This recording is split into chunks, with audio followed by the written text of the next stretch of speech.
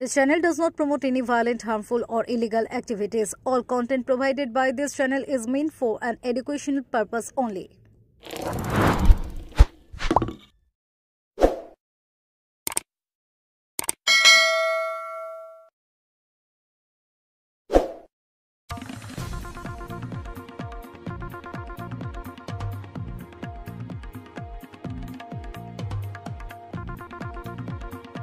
এক নাবালিকা ছাত্রীকে ধর্ষণ মামলায় অভিযুক্তকে দোষী সাব্যস্ত করে আমৃত্যু কারাদণ্ডের নির্দেশ দিল আরামবাগ মহকুমা আদালত। সোমবার আরামবাগের অ্যাডিশনাল ডিস্ট্রিক্ট সেশন জাজ ফার্স্ট কোর্টের বিচারক কিষণ কুমার আগরওয়াল এই রায়ে তাকে দোষী সাব্যস্ত করেছিলেন। মঙ্গলবার তারই সাজা ঘোষণা হলো। Bureau report, Kolkata mirror.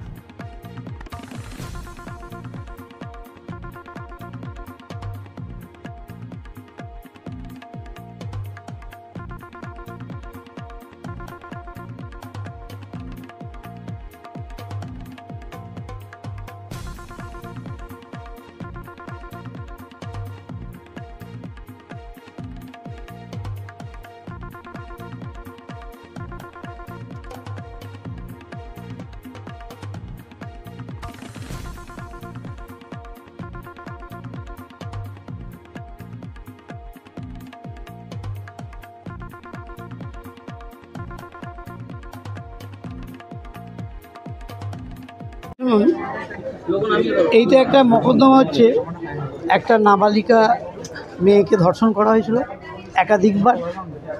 সেই ধর্ষণের ফলে মেয়েটি অন্তঃসত্ত্বা হয়ে যায়, তার সেই বাচ্চাটা এখনও বেঁচে আছে। সেই মামলাটা হয়েছিল 11/9/2021 সালে আরামবাগ থানায় মকদ্দমাটা হয়েছিল। সেই মকদ্দমা হওয়ার পর 11/9/21 তারিখেই যে আসামি ছিল সানাউল্লাহ খাঁ ওরফে রমজান, ওর বাড়ি হচ্ছে সুন্দরপুর গোঘাট থানা, অ্যারেস্ট হয় এবং সেই তখন থেকেই তার কাস্টডি ট্রায়াল চলছিল। সে বেল পায়নি, এতদিন ধরে সে হাজতেই ছিল এবং তার হাজতের থেকেই তার এই মামলাটা বিচার হয়েছে। আজকে বিচারে রায় হয়েছেন। এই মকদ্দমার আপনার জজ সাহেব ছিলেন শ্রী কিষণ কুমার আগরওয়াল, যিনি স্পেশাল কোর্ট পক্সোর জজ সাহেব আজকে। আর এই মকদ্দমার আমি বিকাশ রায় ছিলাম এই মকদ্দমার স্পেশাল পাবলিক প্রসিকিউটর, স্পেশাল কোর্টের পাবলিক প্রসিকিউটর ছিলেন।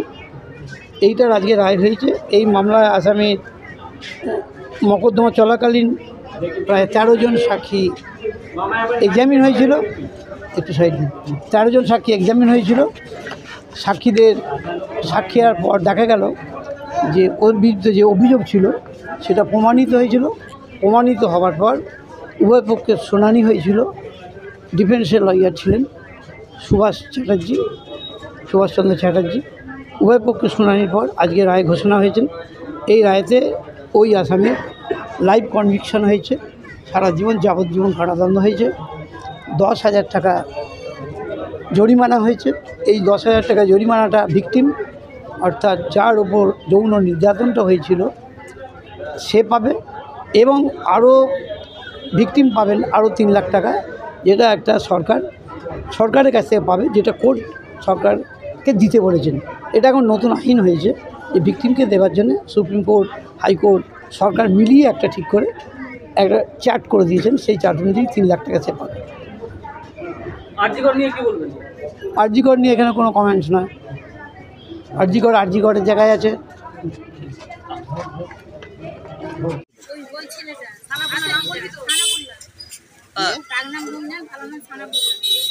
আমার বাড়িতে রাজমিস্ত্রি কাজ করতে এসেছিল, আমার স্বামী মারা গেছে, আমি বিধবা, আমি জব কার্ডে রাজমিস্ত্রি, আমি মাঠে ঘাটে খেটে খাই, ঠিক আছে।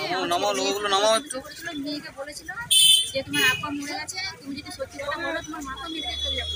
আমার মেয়ে একটু ভীত, আমার মেয়েকে ভয় দেখি। আমার মেয়ের সাথে যখন 5 মাসের পেটে বাচ্চা, তখন আমার মেয়েকে মাদ্রাসায় দিয়ে চলেছি, জানিনি যে ওর পেটে বাচ্চা বলে। যে আজকে যে ওর ঘোষণাটা করছে, আমি টাকা চাইনি, আমাকে টাকায় লালসা দিয়েছে, আমাকে বলেছে জমি জায়গা বিক্রি করে আমি তোমার মেয়ে যেটা করেছি তার থেকে আমি টাকা পয়সা দেবো। কিন্তু না স্যার, আমি একটা মহিলা, আমি একটা মেয়ে মানুষ হয়ে, মুখ্য মানুষ হয়ে বলছি স্যার, আমার টাকা পয়সা দিয়ে আমার সোনা দানা বাড়ি ব্যাগ ব্যালেন্স কিছু দরকার নাই। আজকে আমি ওর শাস্তি চাই, ও যতদিন বাঁচবে ও 3 ছেলের বাপ, ওর বাড়িতে বউ আছে, আমি যেমন ওর লাশটা দেখতে চাই, আর আমি কিচ্ছু চাইনি, আর আমার থেকে বড় বুঝি কেউ হবে না। ছেলেটার বাড়িতে কে কে আছে? ছেলেদের বাড়ি বাবা মা বউ ছেলে সব আছে। আমি এর থেকে আমি আর কিছু স্যার বলতে চাইনি, আমার প্রচুর শাস্তি চাই। আমি যখন ঘটনাটা ঘটেছিল বয়স কত ছিল মেয়েটার? আমার মেয়ে তখন 16 বছর, এখন 19 বছর। আচ্ছা, এখন কি চাইছেন? আমি ওর শাস্তি চাই। কি শাস্তি চাইছেন? ও যতদিন বেঁচে থাকবে, আমি তো জজকে নিজে কথা বলেছিলাম, মেয়ে জজকে, যে ম্যাডাম আর আমি চাই, শাস্তি চাই, মানে ফাঁসির অর্ডার চাই। ম্যাডাম আমাকে বলেছিল, দেখো আরামবাগ থানায় আমাদের তো ফাঁসির অর্ডার উঠে গেছে, তুমি 5 বছর দিতে পারো, 10 বছর দেবো না, আমি 1.5 থেকে কোনো বেশি। ওর এখন ছেলেটার 35-36 বছর বয়স, ও যতক্ষণ ওর মৃত্যু মরাটা ওর লাশটা বেরোবে তখন ওর মামার কোনো যেমন ওকে দেয় লাশটা। আমি এইটা চাই।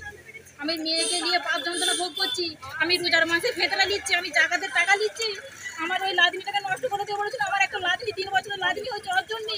লোক কত লোক যার বাচ্চা ছেলে হয়নি পড়ালিয়ে বলছে, কিন্তু জজ আমাকে বলেছে, আমাকে আইসি নিজে বলেছে ওই বাচ্চাকে বাঁচিয়ে রাখতে হবে। তাহলে আমি কি খাবো ওই বাচ্চাকে, বাচ্চার মাকে আমি নিজেই তো খেতে পাইনি। ছেলেটার সম্পর্কে মেয়েটার কোনো আত্মীয়তা সম্পর্ক ছিল? না ছিল, কিছু নাই। আত্মীয়তা তো বউ। হ্যাঁ, আমার ছেলের সাথে মেয়ের কোনো সম্পর্ক নাই। আমার বউ আমার দাদা, আমার ছেলের সম্বন্ধী উনি। আচ্ছা, সেই সম্পর্ক যে দাঁড়িয়ে ছিল বয়স্ক, ও আমার বিয়ে। অভিযোগ কে করেছিল আপনাদের? অভিযোগ আমার মেয়ে করেছিল। থানাতে এসে আমার মেয়ে অভিযোগ করেছে, তারপর আমাকে যা জিজ্ঞাসা করার আমার মেয়েকে করার পর আমাকে জিজ্ঞাসা করেছিল আইসি নিয়ে। মেয়ে তখন কিসে পড়াশোনা করতো? 7 না 9-এ। আমার মেয়ে তো শেয়ার বাজারে মহিলা মাদ্রাসায় এতিম ছেলে বলে ওখানে ভর্তি করে দিয়েছিল। পাঠশালায় স্কুলে পয়সা দিতে পারবো না বলে ওর বাপের ডেথ সার্টিফিকেট দেখে ওখানে ভর্তি করে দিয়েছিলাম মেয়েকে। বাড়িতে ওখানে ফ্রি পয়সায়। আমি কি করি? না, বাড়িতে আর কে না, আমার ছেলে, আমি আর আমার মেয়ে। কোথায় বাড়ি আপনার? আমার এই 4 mile Salehpour. Enjoy a weekend at Vedam, the paradise of peace. A home away from home.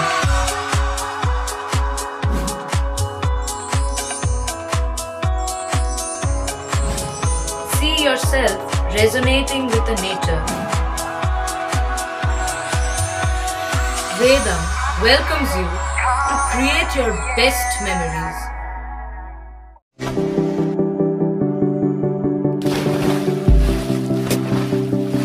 Fasten your seatbelts as you take a tour around your marine wonderland.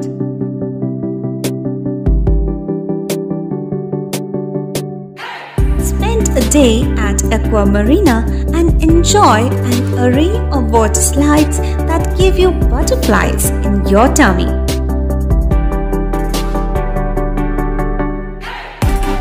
Aqua Marina is a holistic weekend destination for friends, family, and couples and offers magic to soothe your body, mind, and soul.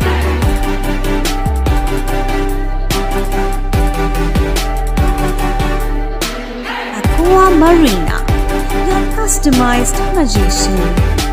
Welcome aboard and see the magic unfold. সামাজিক বা corporate event আয়োজন নিয়ে ভেবে চলেছেন? এবার আপনার ভাবনার অবসান। এসে গেছে ক্লাব ওয়েলকামের নতুন ক্রিস্টাল হল। 6000 বর্গফুটের রাজকীয় এই ব্যাংকোয়েট হলের সঙ্গে যুক্ত বিশাল আয়তনের কিচেন, জিভে জল আনা নানা পদ অতিথিদের পরিবেশনে সক্ষম। প্রয়োজনে ব্যবহার করতে পারেন আউটডোর ক্যাটারিংয়ের সুবিধাও। ক্রিস্টাল হলে অনুষ্ঠান আয়োজন অনুষ্ঠানের গরিমা বৃদ্ধি করে। রয়েছে 5টি লাক্সারি রুমের সুবিধাও। তাই সামাজিক হোক বা কর্পোরেট ইভেন্ট নির্দ্বিধায় চলে আসুন ক্লাব ওয়েলকামে। বুকিংয়ের জন্য যোগাযোগ 9147005547 অথবা 9163333080